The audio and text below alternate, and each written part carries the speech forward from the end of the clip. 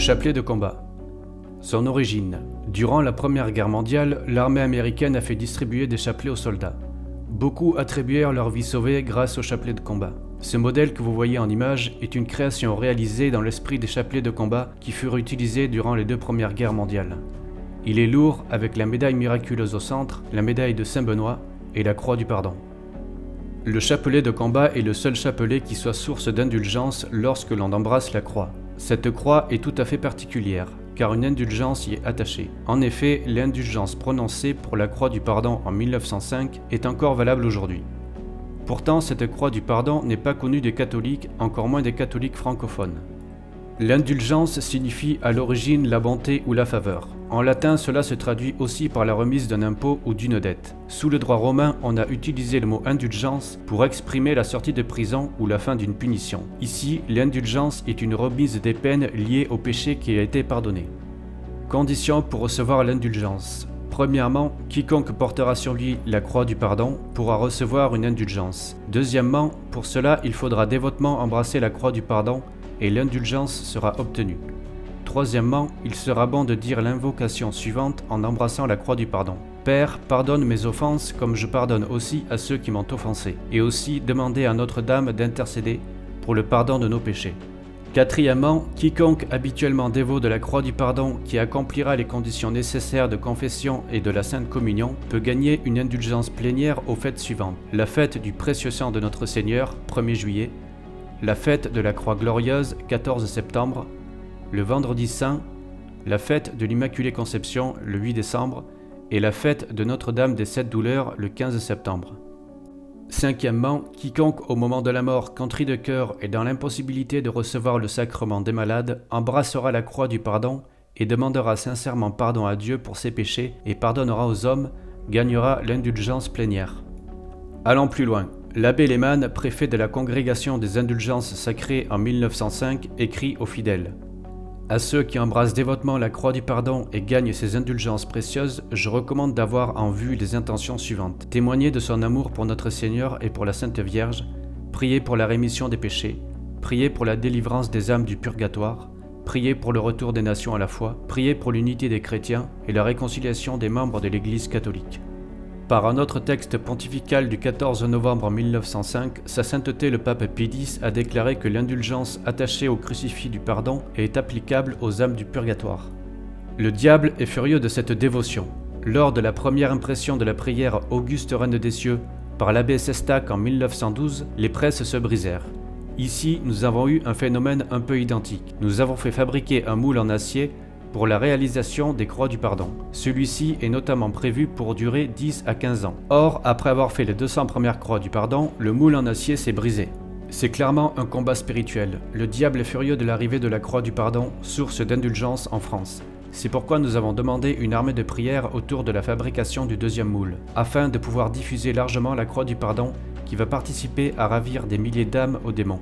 Il peut être bon de porter accroché à votre croix du pardon les médailles de Saint-Benoît et de la Vierge miraculeuse et de faire bénir l'ensemble. Ainsi, c'est comme une armure que vous porterez contre les forces du mal. La croix du pardon n'est pas un objet magique, mais bien un sacramental qui nous pousse vers une plus grande sainteté.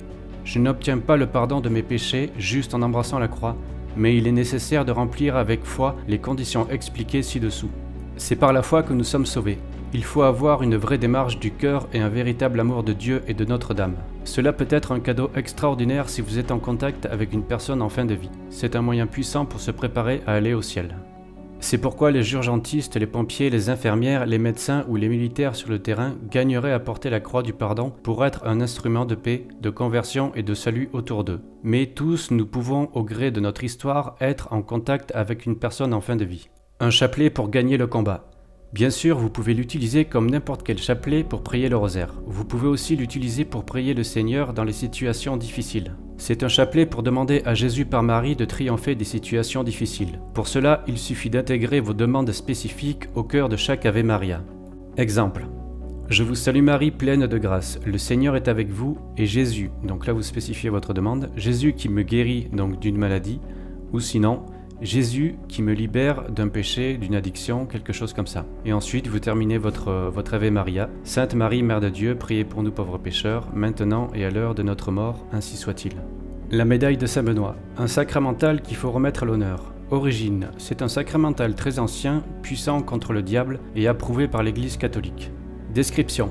Apparaissant un jour à Sainte Gertrude, Saint Benoît lui dit « Quiconque me rappellera la dignité par laquelle le Seigneur a bien voulu m'honorer et me béatifier en me donnant une mort si glorieuse, donc Saint Benoît est mort debout devant l'autel et les mains levées vers le ciel après avoir communié. Je l'assisterai fidèlement à l'heure de la mort et je m'opposerai à toutes les attaques que l'ennemi dirigera contre lui. Protégé par ma présence, il sera en sécurité, malgré les pièges du tentateur, et s'élancera heureux vers les joies éternelles. » La prière latine entourant Saint Benoît sur la médaille se réfère à cette promesse.